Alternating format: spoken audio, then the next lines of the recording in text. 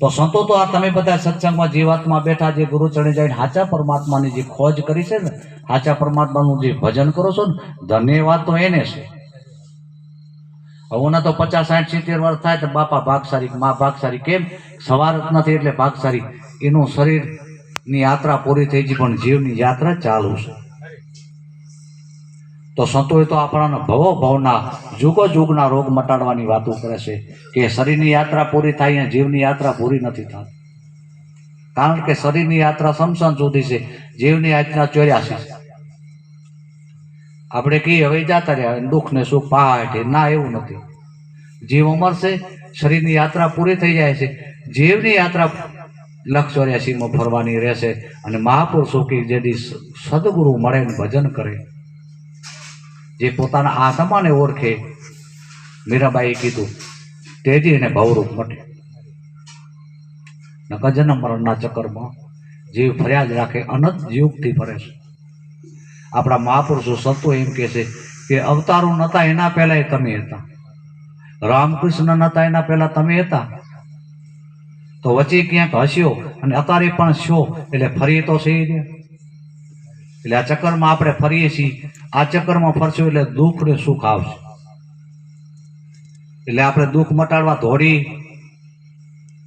પણ 4 યુગથી દુઃખ કોઈનું મટ્યું નથી અને મટવાનું નથી. કારણ કે આપણે ક્ષણિક સુખની પાછળ દોડીએ છીએ. ક્ષણિક સુખ કેટલું છે કે સીમાડા સુધી, કે આ દેહ મારો તમારો છે ત્યાં સુધી ક્ષણિક સુખ કામ આવે છે. અને આ દેહને જીવ જો જુદા પડે તેથી ક્ષણિક સુખ અહીંયા રહી જાય છે અને પછી જીવની યાત્રા ચાલુ રહેશે. એટલે સુંદર મહાત્માએ કીધું કે જીવ આત્મા જુદા રહેતા કંઈક નીકળી ગયા કાળ, ગુરુ મળ્યા દલાલ એના હો ગયા મિલા. જેને ગુરુ દલાલ મળ્યા એ જીવ આત્મામાં મળી ગયો, પછી એને ફેરા મટી ગયા. એટલે આપણે જીવને શિવ સુધી યાત્રા કરાવવાની. ક્યાં સુધી? જીવની શિવ તરફ યાત્રા કરાવવાની. શિવ અજન્મા છે, એમાં એની જ્યોતિ છે, એનો અંશ છે, એમાંથી નોખો પડી ગયો છે. એટલે ભવસાગરમાં ભટકે છે. એમ સદગુરુ મળી જાય, સાચા શિવની ઓળખાણ થઈ જાય તો એ જ જીવ પોતે ભજી ભજીને શિવ થઈ જાય છે, શિવ ગતિને પ્રાપ્ત થઈ જાય. પંતભાઈ કીધું કે જીવને શિવની કરી લે એકતા, પંતભાઈ પછી કાંઈ ન કરવું પડે, પણ જીવ શિવની એકતા સદગુરુ કરાવે, એના સિવાય થતી નથી. વાતોથી ન થાય, બોલવાથી ન થાય, સાંભળવાથી ન થાય. સદગુરુ એનો જોગતી બતાવે તો આ જોગતીથી જીવ આત્માનું મિલન થાય. અને જીવ આત્માનું મિલન થઈ જાય તો જીવને ભાવરોગ મટી જાય છે.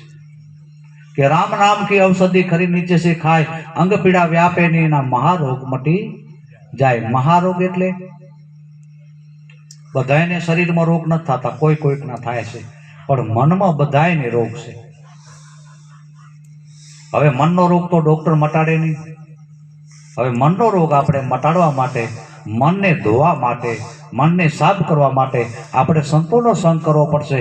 સંતોની જ્ઞાન ગંગા સાંભળવી પડશે.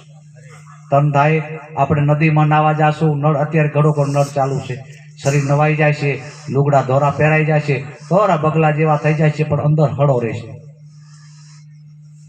એટલે અંદરનો હળો સાફ કરવા માટે, અંદરનો હળો ધોવા માટે મારે તમારે સત્સંગને હારે જવું પડશે, સંતની નાવમાં બેહવું પડશે. એટલે સદગુરુ નામ આપે, કોટી નામ સંસારમાં તેથી મુક્તિ ન હોય, આદિ નામ ગુપ્ત છે જાણે